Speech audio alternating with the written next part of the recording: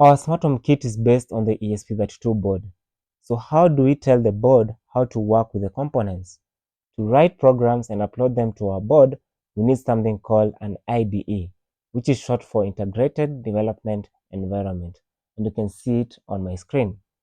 The Arduino IDE can be used either offline with the desktop version or online with the web editor. For now, let's download the desktop version. It's free. So head over to your local browser.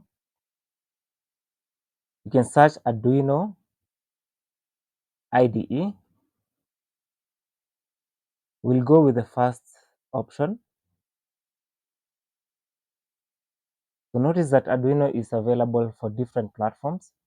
So there's a version for Windows, Linux, and also Mac. For me, I'm using Windows 10. So just click on that. It will prompt you if you want to download. So we can go with the just download option. We can also proceed with just download. And immediately it will start downloading the Arduino IDE.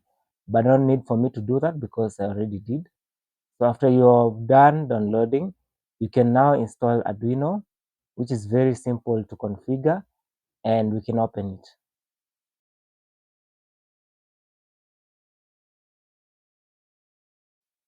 Let's take a walkthrough of the Arduino IDE. Notice when you first open the IDE, you have a few lines of code, the void setup and void loop. You'll understand this later on in the video. Also, the IDE has several options. We have the file menu at the top left, which you can do a bunch of things. We have edit, sketch, tools, and help.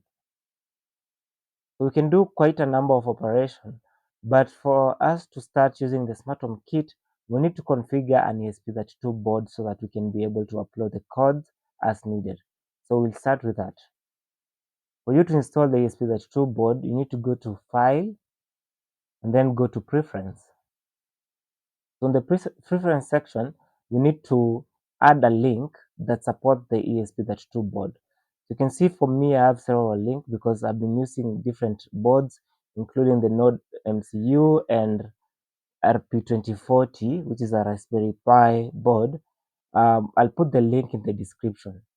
So after you've pasted the link here, you can just click OK and then OK. And after that, you need to download a library called ESP32 board. So you can go to Tools, go to Board, and you can go to your board manager. Notice for me, I have several boards included here. Most of the time you'll find only the Arduino. So for you to have the ESPs and other boards, you need to go to the board manager.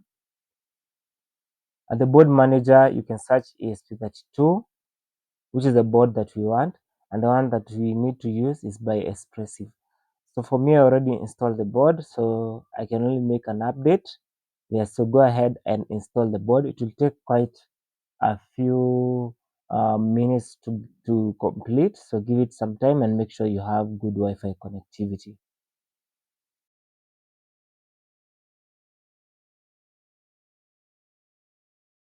So one thing that you need to do is select the right board. So first of all, you need to plug your board with a USB cable and then plug it to your computer. After plugging in the board in your computer, now you need to select the board that you'll be using. So we'll use this option called Tools. You go to Board, and then here is where you'll get several boards. So the one that I'm using is ESP32S2 dev module. It's already checked, so make sure that yours is also checked. Another thing that you need to set up is a port. So this is a port where your ESP32 has been connected with the cable. Also on the tools section, you'll get that option. So we have selected COM4, but why have we done that?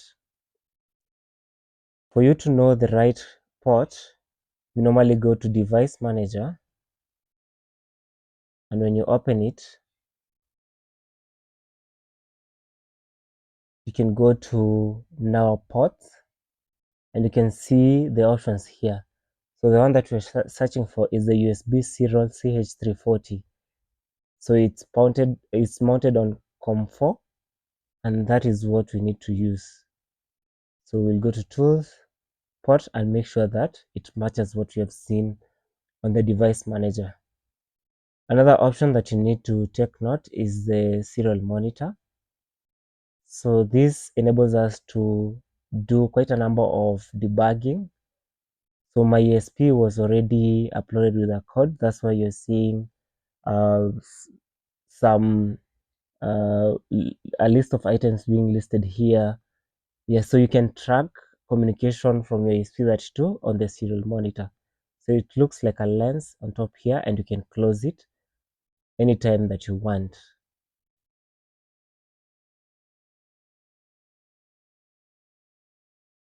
Now it's time to do all the fun stuff. After installing your board, we can start programming. So for you to get started, you don't need to write the entire code from scratch. We'll just look at an example of a code that makes an LED blink on our microcontroller. So I'll click on File, go to Examples, and I can go to Basics, and I'll open the example called Blink. So a new IDE will open up, and we'll have a pre-written line of code. So the board that I'll be using is the Smart Home Kit board. You can see it here. And for me to get started with this code, I'll just define the pin where we have the inbuilt LED. So I'll just write define LED underscore built-in. And for us, it's pin number 13. And then we can go ahead and proceed to upload that particular code. Uploading code normally takes some while. I'll just fast forward the video.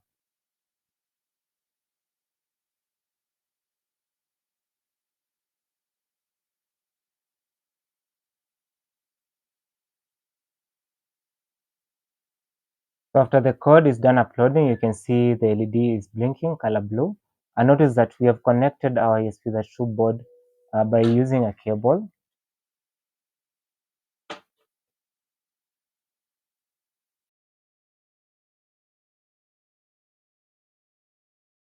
One common issue that people get when programming microcontrollers is that their devices are not able to recognize the ports in which their microcontrollers are mounted.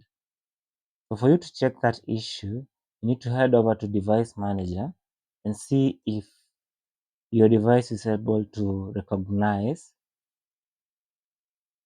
your microcontroller. When you go to port section, you should see a CH340 USB serial. So for me, you can see it's at the COM4. If you're not getting this, then it means you have a driver's issue. So for you to solve that problem, head over to your regular browser. You can search for CP210X USB bridge VCP drivers, and it's from Silicon Labs. So we'll pick the first option, and you can go to downloads.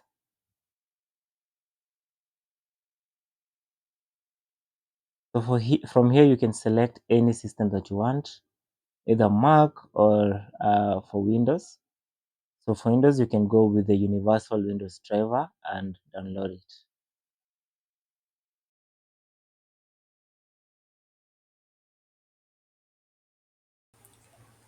After downloading the driver, you can unzip the file and open the folder so that you can be able to install it.